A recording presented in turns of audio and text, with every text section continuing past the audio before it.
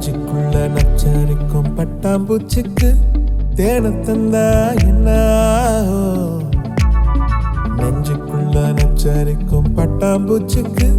தேன தந்தா என்ன குள்ள